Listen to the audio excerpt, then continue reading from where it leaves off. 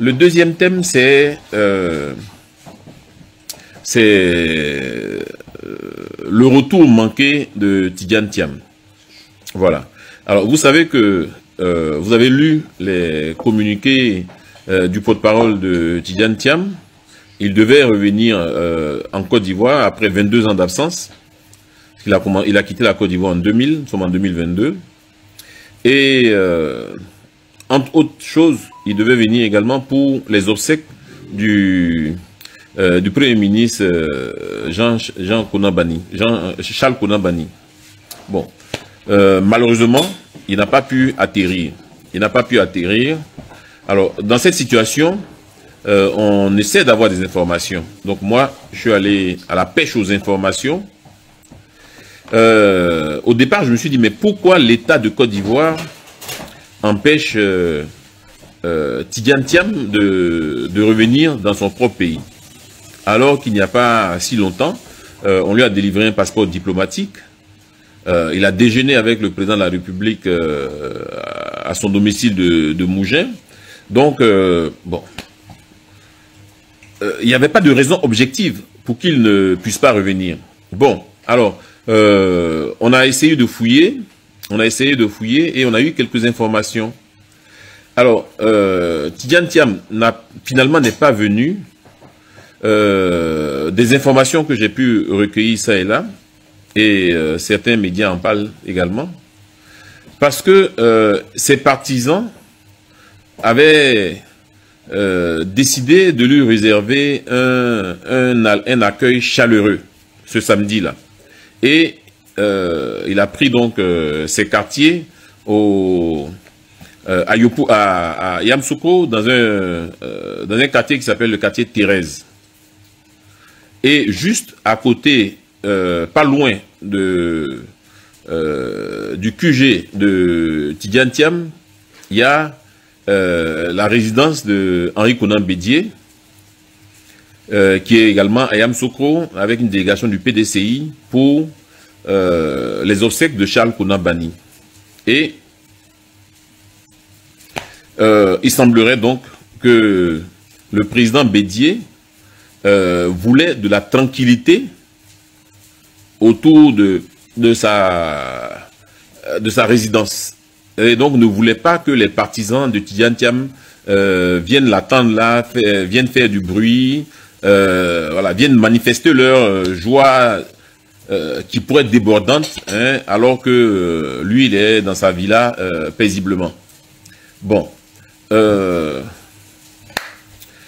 Malheureusement, Tidjane Thiam, que je connais, qui est quelqu'un de très méthodique, ils avaient déjà tout pris, tout organisé pour que bon, l'accueil se fasse dans ces lieux-là.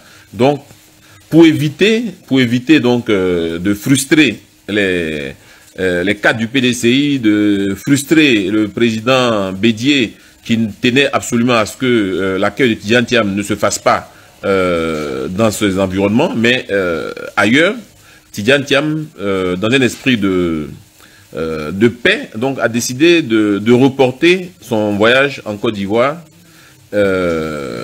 Voilà les informations qu'on a. Donc il viendra donc à une autre occasion. Mais ce que je sais, c'est que ce n'est pas lié. Voilà, ce ne sont pas les autorités ivoiriennes qui ont empêché Tidjane Thiam de venir. Voilà, donc au moins ça, sur ça, j'ai la certitude. Maintenant, sur les raisons politiques pour lesquelles le PDCI n'a pas souhaité avoir Tidjane Thiam à ses côtés, n'a pas souhaité recevoir les militants, enfin, je ne dis pas les militants, parce que Tidjane Thiam n'est pas président d'un parti politique, disons les adeptes de Tidjane Thiam à leur côté. Et les autorités préfectorales de Yamoussoukro ont même estimé que ça pouvait dégénérer en des affrontements. Bon, en principe, Tidjane Thiam est PDCI, Bédié est PDCI, donc je ne vois vraiment pas pourquoi ça crée ce problème-là. Pourquoi? Bon, bref, c'est une affaire interne, intra-PDCI, donc je ne voudrais pas m'étendre dessus plus longtemps. Voilà. Alors, je vais passer maintenant sur le... Maintenant, bon, ok, je peux prendre deux ou trois questions sur la question Tidiane Thiam. Donc, vous connaissez la procédure. Hein. Vous appelez sur le WhatsApp 00225 07 31 32 82. Vous posez votre question, je vous réponds. Ou alors, vous posez votre question en commentaire sous le direct et je le lirai, je répondrai. Voilà.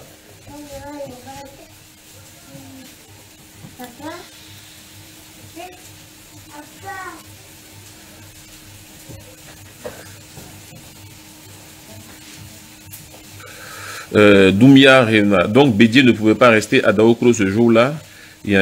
Bon, ce que des militants du PDCI de Daokro que j'ai joint, des responsables, même pas des militants, des responsables, c'est ce que je vous relate, et c'est également ce qui a été repris dans un certain nombre de médias internationaux, dont Jeune Afrique, ce que je suis en train de vous dire là, voilà. Donc, est-ce que les cadres du PDCI craignent Bédié?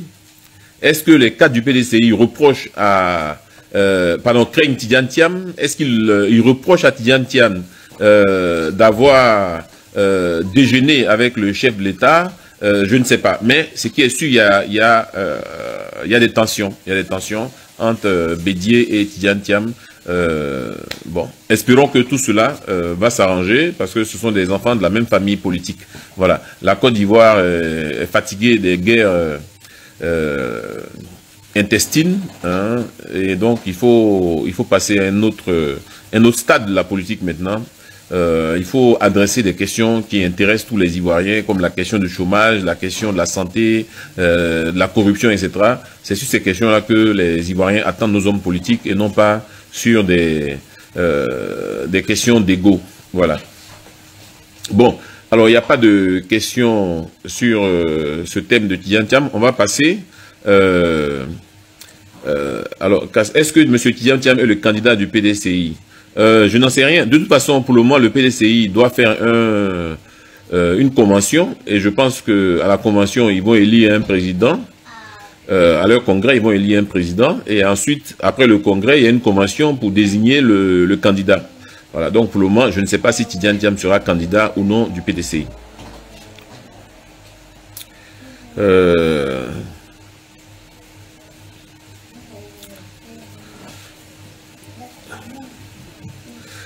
Henri Kwasi, il a été demandé à M. Tidiane Thiam de délocaliser son lieu d'accueil. Oui, mais une organisation ne se démantèle pas comme ça du jour au lendemain. Voilà, Tidiane Thiam est quelqu'un de très organisé, et s'il a décidé de recevoir ces gens dans ce lieu-là, c'est certainement que depuis longtemps, il a informé les autorités préfectorales, les autorités de police, etc. Et ce n'est un simple accueil. Voilà, c'est quelqu'un qui arrive en Côte d'Ivoire et ses adeptes ont décidé d'aller l'accueillir chez lui à la maison. Voilà, c'est pas pour faire un meeting ou quoi que ce soit. Et donc, je vois pas pourquoi on doit délocaliser ça. Quelqu'un va recevoir des gens chez lui. Vous dites non, il faut délocaliser. Donc, il va aller recevoir les gens dans un stade. Non, il va recevoir les gens chez lui à la maison. C'est comme ça la tradition africaine. Voilà, je ne sais pas en quoi ça peut déranger les gens du PDCI. Voilà. C'est si encore c'était une affaire entre PPACI, RHDP, mais c'est tous des militants du PDCI. Donc, je ne sais pas pourquoi les gens sont si frileux. Voilà. Bon. Moussa Traoré, je pense que Tidiane Thiam a pris une sage décision. Oui, il a pris une sage décision, bien sûr. Il aurait pu braver ça et puis bon, finalement, ça allait donner de lui l'image de quelqu'un qui va aller à la confrontation, etc. Donc, il a évité la confrontation. C'est une voie sage, c'est une voie sage. De toute façon, c'est son pays, donc il reviendra lorsque les tensions se seront calmées et puis voilà, ses partisans seront là pour l'accueillir. Voilà. Alors, on va passer. Jos, pourquoi vous, Jean Bonnet, n'approchez pas le RHDP pour participer au développement du pays? Je veux participer au développement de la Côte d'Ivoire. Je ne veux pas participer au développement d'un parti politique. Voilà. Je l'ai dit, c'est la Côte d'Ivoire d'abord. C'est mon mouvement, c'est ma vision, la Côte d'Ivoire d'abord.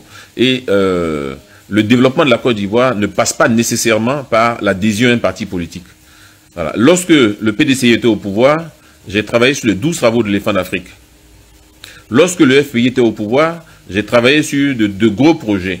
Donc aujourd'hui, le RHDP est au pouvoir, je peux travailler sur des projets, voilà, mais sans nécessairement être au RHDP. Quand je travaillais sur le pont Riviera Makori, sur l'aéroport, enfin sur ce qu'on appelle les 12 travaux de l'éléphant d'Afrique, je n'étais pas militant du PDCI, j'ai travaillé pour mon pays. Quand j'ai travaillé sur la régulation en Côte d'Ivoire, la régulation du secteur de l'électricité, la loi sur l'électricité et un certain nombre de projets, je n'étais pas militant du FPI. Voilà, je l'ai fait pour mon pays. Donc je suis prêt à travailler pour la Côte d'Ivoire. Pour le moment, être dans un parti politique, ça ne m'intéresse pas. Voilà. Mais oui, j'ai été approché par le RHDP, j'ai été approché par des gens de très haut niveau, voilà, de très haut niveau RHDP. Je leur ai dit que pour le moment, ce n'était pas ma préoccupation. Voilà. Ça peut changer demain, c'est pas exclu, mais pour le moment, ce n'était pas ma préoccupation. Voilà. Après 22 ans d'absence hors du pays, faut-il conditionner son retour par un accueil chaleureux?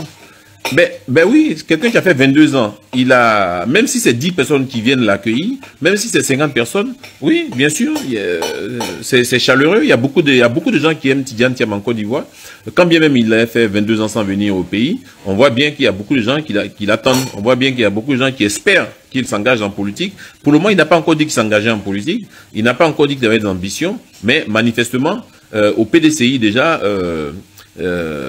comme on dit, ça tremble. Au PDCI, il y a des gens qui le craignent. Voilà, c'est ce qu'on peut observer avec ce retour manqué de Tidjane Thiam.